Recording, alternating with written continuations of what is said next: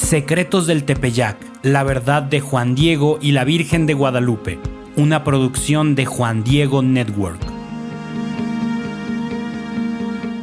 Eran finales de los años 70.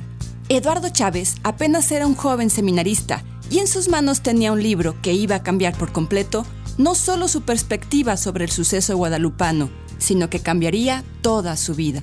Estuve leyendo este libro, concretamente de Monseñor José Luis Guerrero.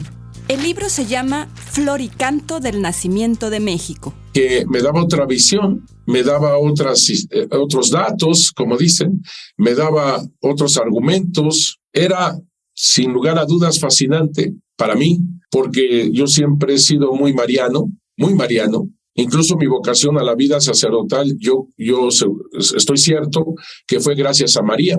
Y bueno, eso fue en 1978, cuando el señor Corripio Ahumada, cardenal de México en ese entonces, me envía a estudiar Historia de la Iglesia a la Universidad Gregoriana de Roma. Estoy estudiando el doctorado en Historia de la Iglesia y ahí tuve acceso al Archivo Secreto Vaticano con toda la documentación tan interesante que hay en el mundo entero en el Archivo Secreto Vaticano. Pero fue cuando llega precisamente el autor de aquello que yo había leído en su momento. El mismo José Luis Guerrero, autor del libro Flor y Canto del Nacimiento de México, ¿recuerdas? Estoy hablando del año 1984. En aquel año llega José Luis a Roma y me pide, ya que estaba estudiando para Historia de la Iglesia, me pide que le ayudara para citar los documentos antiguos. Ahí es donde me entero que a José Luis Guerrero lo habían designado como parte de la comisión histórica. No era historiador, pero sabía de cosas de náhuatl, sobre todo de la historia de México, etcétera, etcétera. Y era de los pocos que últimamente habían escrito ese libro que yo tenía en mis manos en aquel 1978. Y entonces llega José Luis y me pide que le ayude a citar los documentos antiguos, porque no es fácil citarlos, y esa era mi especialización, ese era mi trabajo, ese era mi estudio.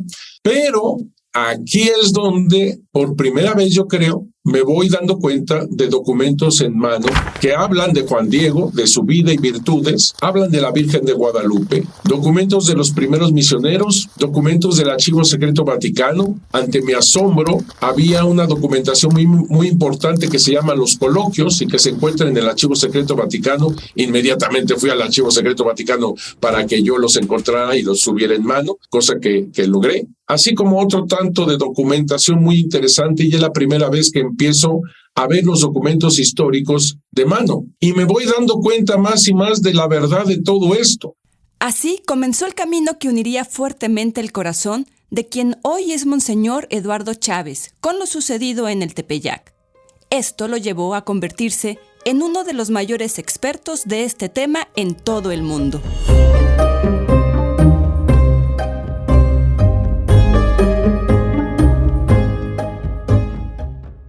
Monseñor Chávez tiene claro que todo lo que sabemos sobre las apariciones guadalupanas y las cosas que sucedieron alrededor de ellas es gracias a 3 conductos de comunicación que él llama la fuente primera, la fuente primigenia. Son 3 cosas. Número 1, tradición oral. Número 2, la imagen como códice o carta de amor, porque todo el mundo veía la imagen y los indígenas entendían la imagen, la comprendían más que los mismos españoles. Sin embargo, también los españoles entendieron la imagen, porque ella es una perfecta inculturación. Ahorita voy a hablar de esa palabra. La imagen como códice o carta de amor. Y tercero, los signos de los tiempos. Por estas 3 cosas, nosotros conocemos el evento guadalupano. Tradición oral, la imagen como códice o carta de amor, los signos de los tiempos. Claro, hoy en día tenemos varias fuentes escritas que hablan de todo ello, pero Monseñor las considera como fuentes posteriores, no como el origen de la información. Ya después, Antonio Valeriano, como te dije, usando la herramienta que aprendió, que son los caracteres latinos, lo puso por escrito, pero guardando el sonido náhuatl. Ya después, Fernando de Alba Iztlizochitl, en 1590, hace lo que se llama el Nican Motecpana. Ya después, algún anónimo, hace lo que se llama el Códice de 1548. Ya después, etcétera, etcétera, etcétera. Ese documento que menciona, escrito por Antonio Valeriano, es el Nican Mopogua, el documento más famoso sobre las apariciones guadalupanas. Sin embargo, no es ninguno de estos escritos la fuente primigenia. Claro que son fuentes importantes, claro que sí, porque si tú lees el Nican Mopogua, que ya se puede leer ahora, porque ya hay traducciones palabra por palabra en español, ya se puede leer, vas captando cada mensaje de la Virgen de Guadalupe impresionante. Ahora sí lo puedes leer. Monseñor hace énfasis en que ya se puede leer, porque aunque te suene increíble, la primera traducción exacta de ese documento se tardó en aparecer un poco más de lo que te imaginarías. El primero quien publicó una traducción palabra por palabra de ese famoso documento Nican Mopogua, hecho por Antonio Valeriano en 1545, es un padrecito, Primitivo Feliciano Vázquez. Este padrecito lo tradujo palabra por palabra en 1926. En 1926 lo traduce por primera vez palabra por palabra. Sí, más de 300 años después de que se escribió el original.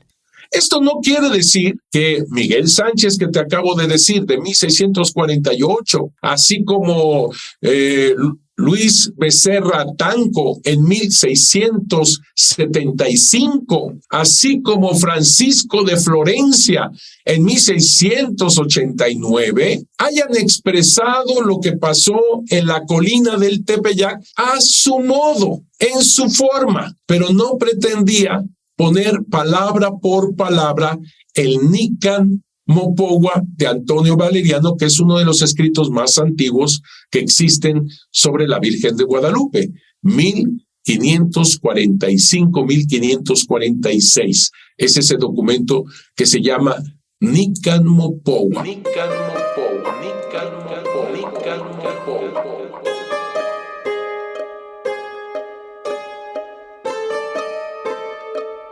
Así que todo este encuentro, según la narración de Antonio Valeriano, quien no inventa la narración, que quede claro, él la escribe con caracteres latinos y sonido náhuatl, como lo decíamos la otra vez. Escuchó a Juan Diego mismo, porque todo se sabe gracias a la tradición oral, la imagen como códice y los signos de los tiempos. Y estamos ante las tres cosas, es decir, la tradición oral, que comienza con Juan Diego, quien sabe lo que contempló, lo que escuchó, asimismo otros como Juan Bernardino, su tío, etc. La imagen como códice, porque en ese momento precisamente se imprimió la imagen en la tilma de Juan Diego delante del obispo que empieza a llorar y se hinca.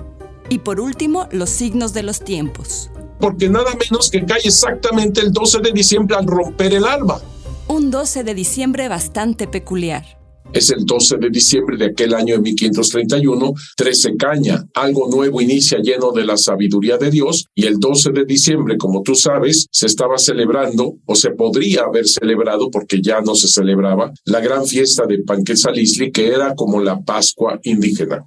No era cualquier fecha para el pueblo indígena. Por eso, estas son las tres cosas que conforman lo que se considera la fuente primigenia de información guadalupana. O sea, es impresionante. Esta es la fuente primigenia. No es Antonio Valeriano con su Nican Mopogua. Agradecemos a Antonio Valeriano que lo haya captado, que lo haya escrito con caracteres latinos y sonido náhuatl para que no se olvidara el contenido profundo que tiene el náhuatl. Lo agradecemos, pero no es él quien inicia ni mucho menos la tradición, porque nadie sabía, nadie podía leer el Nican Mopogua. Un Nican Mopogua con caracteres latinos que los indígenas no leían y en sonido náhuatl que los españoles no entendían. Pero quedó. Gracias a Dios quedó y podemos saber todo lo que dice.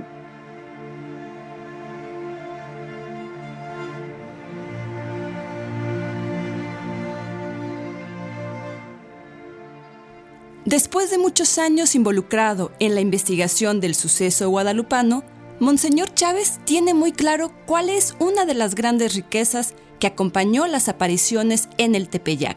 Y te quiero decir que siempre se había captado esto, pero quien pone énfasis, quien habla más fuertemente de esto, es el Concilio Vaticano II, las semillas del verbo. Les llama las semillas del verbo. El Concilio Vaticano II es el que más habla de que todo ser humano tiene esas semillas porque es creado a imagen y semejanza de Dios. En otras palabras, todo ser humano, más allá de tradiciones, más allá de idiomas, más allá de costumbres, más allá de todo, tiene esas semillas del verbo en su corazón. Es lo que ya plantó Dios en su corazón. está hablando de la inculturación que hizo la Virgen de Guadalupe. Y te podrás estar preguntando, ¿qué significa inculturación?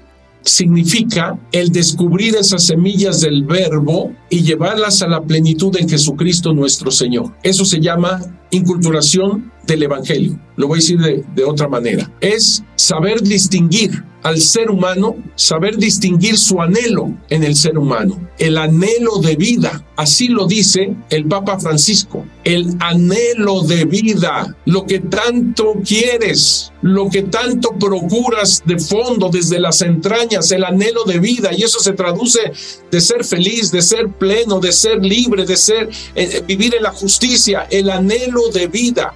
Esas son las semillas del verbo. La Virgen de Guadalupe lo que hace es tomar las semillas del verbo, quitar todo error, toda mentira, todo engaño, toda idolatría y llevar todo, tu anhelo, tu persona, esas semillas del verbo que ya Dios plantó en tu corazón, llevarlas a la eternidad de Dios, a Jesús. Ese es exactamente. Se llama inculturación del Evangelio. Lo voy a decir de otra manera. La Virgen de Guadalupe pone a Jesús en tu corazón. Pone a Jesús en tu corazón. Y como te digo, más allá de idiomas, más allá de talentos, más allá de distancias, más allá de culturas, más allá de tradiciones, ella sabe poner a Jesús en tu corazón. Y es la única forma de explicar cómo es posible que la Virgen de Guadalupe es venerada como reina de toda América. Me estoy refiriendo a Alaska, me estoy refiriendo a todo Estados Unidos prácticamente, Canadá, Argentina, no se diga. Te voy a mostrar algunos testimonios de esto que te estoy diciendo.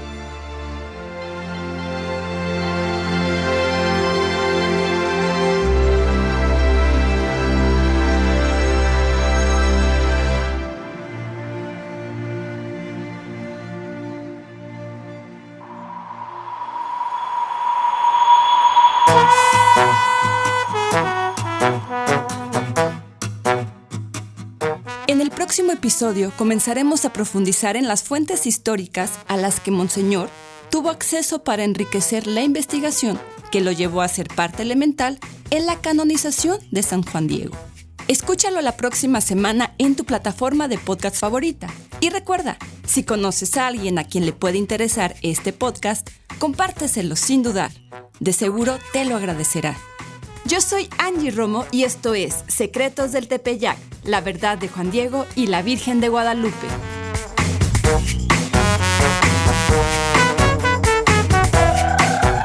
Secretos del Tepeyac, la verdad de Juan Diego y la Virgen de Guadalupe es una producción de Juan Diego Network en colaboración con el Instituto Superior de Estudios Guadalupanos, con la participación de Monseñor Eduardo Chávez, doctor en Historia de la Iglesia y postulador de la causa para la canonización de San Juan Diego, con la narración de Angie Romo.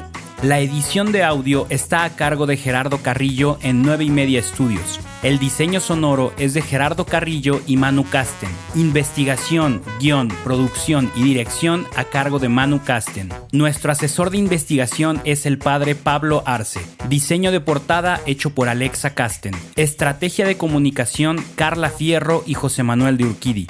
Promoción y marketing Connie Raya, Carla Fierro y José Manuel de Urquidi. La dirección ejecutiva está en manos de José Manuel de Urquidi. Visita www.juandiegonetwork.com para descubrir atractivos podcasts católicos, y si vives en Estados Unidos, visita www.guadalupe2031.org para que veas cómo podemos ayudarle a tu parroquia, diócesis, orden religiosa o movimiento desarrollando contenido sobre la Virgen de Guadalupe mientras nos preparamos para los 500 años de sus apariciones.